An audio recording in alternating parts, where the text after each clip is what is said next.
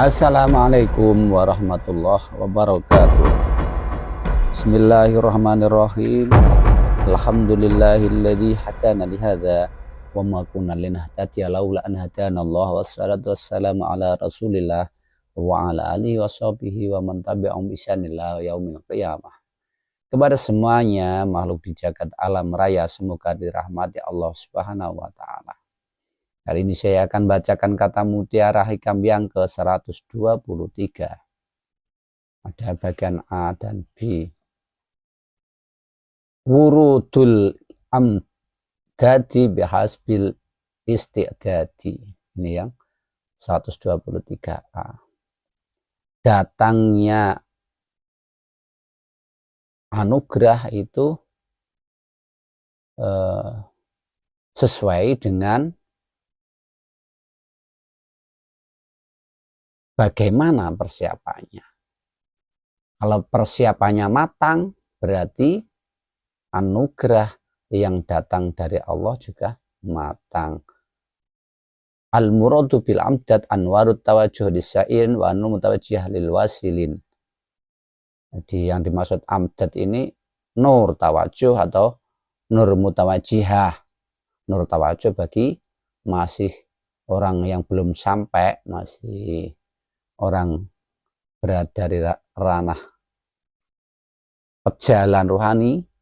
Kalau nur mutawajjihah itu bagi orang yang telah usul atau sampai. Itu sebagaimana di bagian-bagian selanjutnya bahas masalah nur mutawajjihah, nur tawajuh. Jadi nur lah seperti itu.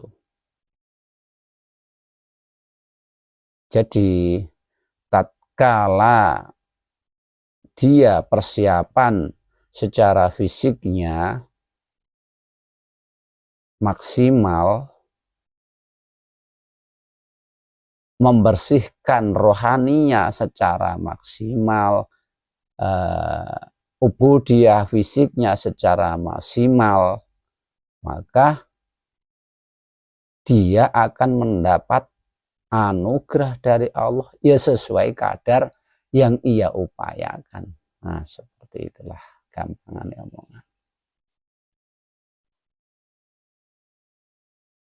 Lanjutnya di bagian 123 bagian B.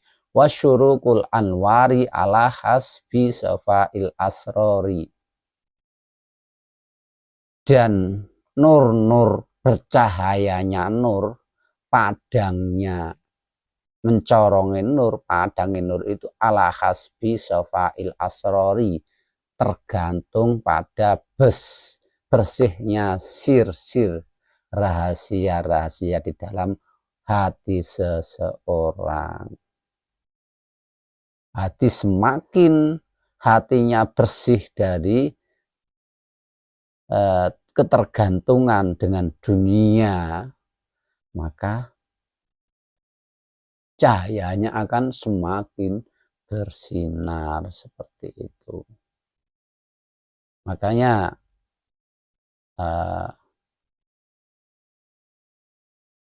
makom hati seseorang itu bertingkat-tingkat.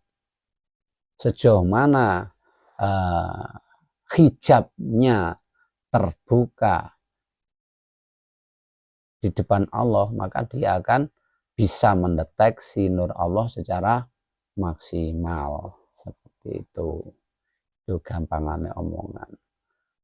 Nah, ketika makom hakikatnya semakin tinggi, maka istilahnya ketika makom hakikatnya semakin tinggi, maka nurnya juga semakin terang. Nah, itulah maka dikatakan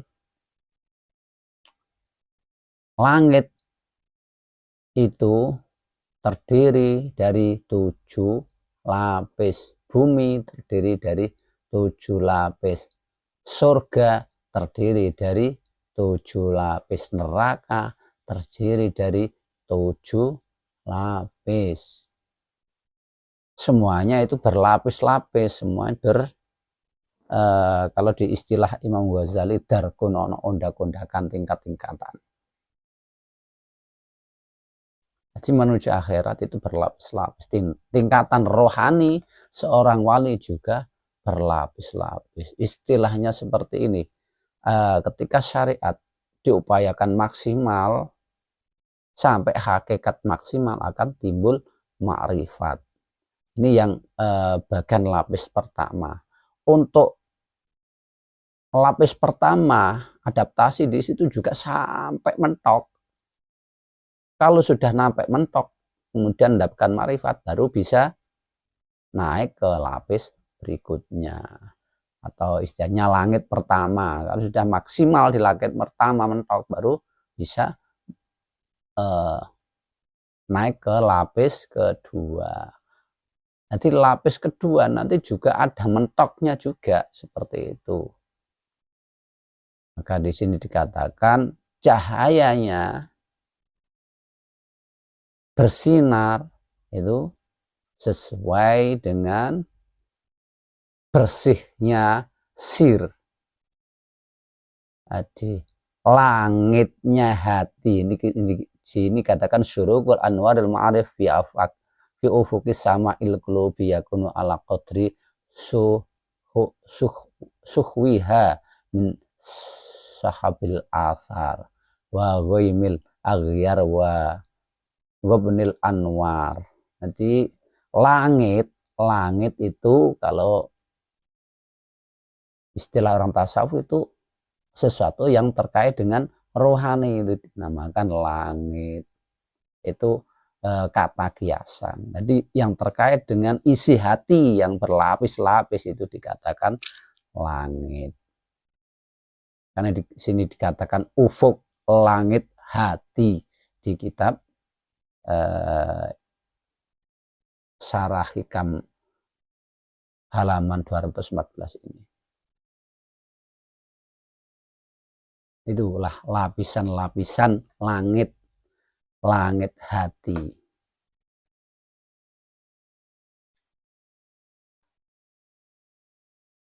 Maka adaptasi di dalam ilmu hakikat ini berlapis-lapis, terus meningkat lagi dan terus menerus.